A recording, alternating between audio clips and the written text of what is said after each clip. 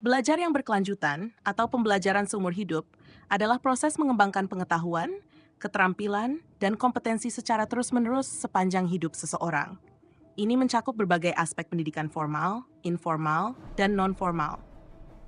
Berikut ini adalah panduan mendetail tentang pentingnya belajar yang berkelanjutan, cara mengembangkannya, serta penerapannya dalam kehidupan nyata. Pentingnya belajar yang berkelanjutan. 1. Meningkatkan keterampilan dan kompetensi.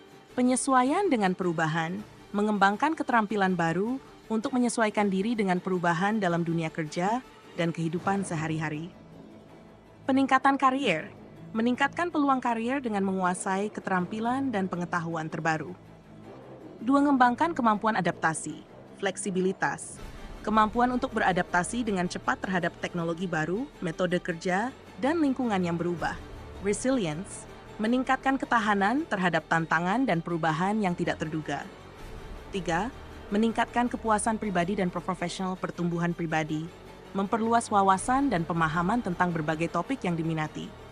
Kepuasan kerja, menemukan makna dan kepuasan dalam pekerjaan melalui pengembangan keterampilan dan pengetahuan yang relevan. 4. Mendukung inovasi dan kreativitas. Pemecahan masalah, menggunakan pengetahuan dan keterampilan baru untuk menemukan solusi kreatif terhadap masalah. Inovasi, menghasilkan ide-ide baru yang dapat meningkatkan proses, produk, atau layanan. Langkah-langkah mengembangkan belajar yang berkelanjutan. Penetapan tujuan pembelajaran. Tujuan jangka panjang, tentukan apa yang ingin dicapai dalam jangka panjang, baik dalam karier maupun kehidupan pribadi. Tujuan jangka pendek, buat tujuan spesifik yang dapat dicapai dalam waktu singkat untuk mendukung tujuan jangka panjang. 2. Membuat rencana pembelajaran, identifikasi sumber belajar. Temukan sumber daya yang dapat digunakan untuk belajar, seperti buku, kursus online, seminar, dan mentor. Jadwal pembelajaran. Tetapkan waktu khusus dalam jadwal harian atau mingguan untuk belajar. Menggunakan berbagai metode pembelajaran. Pembelajaran formal. Ikuti kursus, program sertifikasi, atau pendidikan formal lainnya. Pembelajaran informal. Belajar melalui pengalaman, percakapan, dan pengamatan sehari-hari. Pembelajaran non-formal.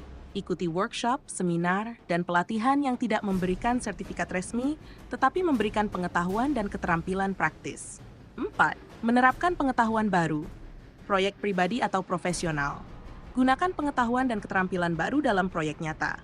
Berbagi pengetahuan. Bagikan apa yang telah dipelajari dengan orang lain melalui presentasi, artikel, atau diskusi. 5. Evaluasi dan refleksi. Evaluasi kemajuan. Tinjau kemajuan yang telah dicapai secara berkala dan sesuaikan rencana pembelajaran jika diperlukan. Refleksi, renungkan apa yang telah dipelajari dan bagaimana hal itu dapat diterapkan lebih baik di masa depan. Implementasi belajar yang berkelanjutan dalam konteks nyata. Pelatihan dan pengembangan karyawan.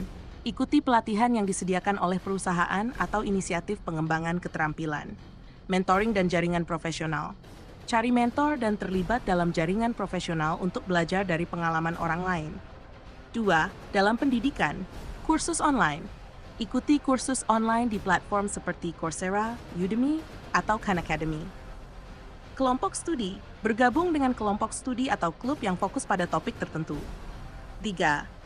Dalam kehidupan pribadi, hobi dan minat. Kembangkan hobi atau minat baru yang dapat meningkatkan pengetahuan dan keterampilan. Baca buku dan artikel. Dedikasikan waktu untuk membaca buku, artikel, atau jurnal yang relevan dengan minat atau profesi Anda. Dalam komunitas. Partisipasi dalam kegiatan komunitas. Ikut serta dalam kegiatan atau proyek komunitas yang dapat memberikan pengalaman belajar. Berbagi pengetahuan. Berkontribusi dengan mengajar atau memberikan pelatihan kepada anggota komunitas lainnya. Contoh penerapan dalam kehidupan sehari-hari. Mengikuti webinar dan seminar. Hadiri webinar atau seminar untuk belajar tentang topik terbaru dalam industri atau bidang yang diminati. 2. Belajar bahasa baru. Gunakan aplikasi seperti Duolingo atau Rosetta Stone untuk belajar bahasa baru yang dapat membuka peluang baru dalam karier dan kehidupan pribadi. 3. Membaca buku non-fiksi.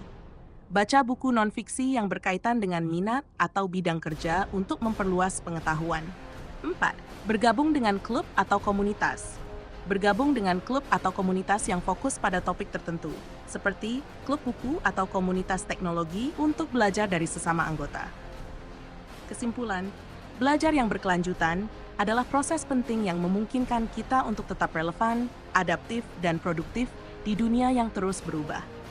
Dengan menetapkan tujuan pembelajaran, membuat rencana, menggunakan berbagai metode pembelajaran, menerapkan pengetahuan baru, dan melakukan evaluasi serta refleksi, kita dapat mengembangkan budaya belajar yang berkelanjutan. Implementasi pembelajaran seumur hidup dalam berbagai konteks, seperti tempat kerja, pendidikan, kehidupan pribadi, dan komunitas, membantu kita mencapai pertumbuhan pribadi dan profesional, meningkatkan kepuasan, dan berkontribusi lebih baik kepada masyarakat. Demikian, semoga bermanfaat.